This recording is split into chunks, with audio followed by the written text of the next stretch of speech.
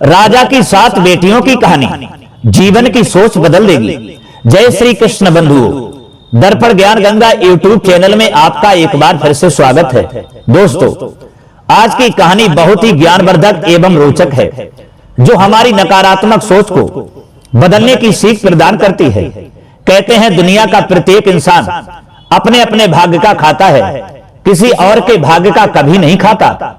तो कैसे कैसे खाता है इंसान अपने भाग्य का, जानिए इस कहानी में। परंतु आपसे निवेदन है कि हमारी वीडियो की समाप्ति तक बने रहें, और यदि आप हमारे इस चैनल पर नए मेहमान दर्शक बनकर के आए हैं, आपने अभी तक हमारा चैनल सब्सक्राइब नहीं किया है, तो आपसे निवेदन है और विनती है कि हमारे इस चैनल को सब्सक्राइब अवश्य कर लेना और बेल आइकन घंटी को भी अवश्य दबा देना। दोस्तों, आइए अब कहानी पर ध्यान देते हैं। एक शहर में एक राजा रहता था, उसके 7 बेटियां थीं। एक दिन राजा ने अपनी सबसे बड़ी बेटी से पूछा, बेटी आप किसके भाग्य का खाती हैं? तो उस बड़ी बेटी ने जवाब दिया, पिताजी मैं आपके भाग्य का खाती हूं। राजा बोला, ठीक है। फिर उससे छोटी अर्थात दूसरी बेटी से पूछा, आप किसके भाग्य का खाती हो? उसने भी कहा, पिताजी आपके भाग्य का खाती हूं। दोस्तों, इसी तरीका से राजा ने अपनी 6 बेटियों से पूछा, तो सभी ने यही जवाब दिया, पिताजी हम सब आपके ही भाग्य का खाती हूं। उसके बाद राजा ने अपनी सबसे छोटी बेटी से पूछा, बेटी तुम किसके भाग्य का खाती हो? तो छोटी पुत्री ने जवाब दिया, पिताजी ना मैं आपके भाग्य का खाती हूं और ना मैं और किसी के भाग्य का खाती हूं, मैं केवल अपने भाग्य का खाती हूं। दोस्तों, ये सुनकर राजा को क्रोध आ गया और कहने लगा, बेटी ये वक्त बताएगा कि तुम अपने भाग्य का कैसे खाती हो। बंधुओं, अपनी छोटी बेटी की ये बात अपने दिल पर रखकर राजा ने अपनी 6 बेटियों का विवाह अच्छे घर में कर दिया, परंतु सबसे छोटी लड़की का विवाह सबसे गरीब घर में किया और सोचा देखें ये अपने भाग्य का कैसे खाती है। दोस्तों, सबसे छोटी बेटी का पति बहुत ही गरीब था, जो लकड़हारा था, अर्थात लकड़ियों को बेचकर अपनी गुजर चलाता था, जो वन से लकड़ी लाता और उन्हें बेचता था। धीरे धीरे यूं ही समय गुजरा। फिर एक दिन उस राजा की बेटी ने अपने पति लकड़हारे से कहा, स्वामी आप ये लकड़ियां न लाकर चंदन की लकड़ी लाओ और उन्हें बेचो। थोड़ी मेहनत तो है, परंतु चंदन की लकड़ी अधिक पैसों में बिकती हैं। दोस्तों, वही हुआ। उसका पति चंदन की लकड़ियों को लाने लगा और उन्हें बेचने लगा। धीरे धीरे यूं ही समय व्यतीत हुआ।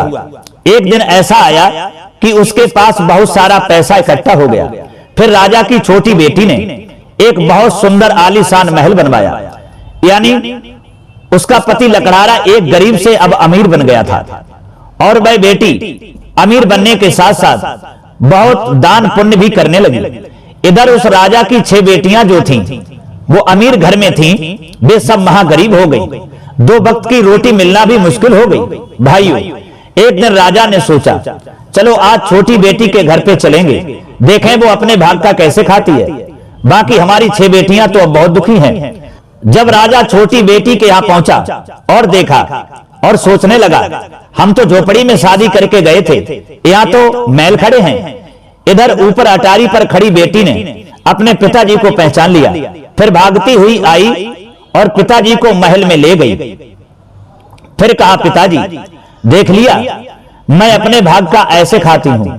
और कहा, पिताजी माफ करना, दुनिया का हर इंसान अपने अपने भाग्य का ही खाता है, चाहे वह कोई भी जीव हो। क्योंकि पिताजी भाग्य बनता है कर्म से।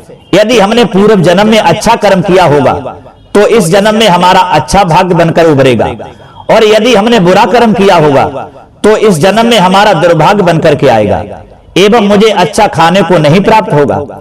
यदि अच्छा किया है तो मुझे अच्छा खाने को अवश्य मिलेगा। बेटी की ये बात सुनकर के राजा को ज्ञात हो गया कि हमारी बेटी सत्य कहती है। मैंने जो 6 बेटियां अमीर घर में की थीं, वे गरीब हो गईं, और ये बेटी गरीब घर में की थी सो अमीर बन गई। भाइयों, कहने का तात्पर्य यह है कि किसी का भी किसी के भाग्य में हिस्सा नहीं होता है। जो भी इंसान खाता है वह अपने भाग्य का ही खाता है। तो दोस्तों, कैसी लगी हमारी ये कहानी? यदि ये कहानी आपको मेरी पसंद आई हो, और हमें उम्मीद है शायद आपको अच्छी लगी होगी, अगर ये कहानी हमारी आपको अच्छी लगी है तो हमारी वीडियो को एक लाइक अवश्य कर देना और कमेंट बॉक्स में अवश्य बताना। फिर मिलते हैं अगली वीडियो में किसी नई ज्ञान चर्चा के साथ में। तब तक के लिए सब्सक्राइबर बंधुओं एवं दर्शकों के लिए राधे राधे, जय श्री कृष्ण।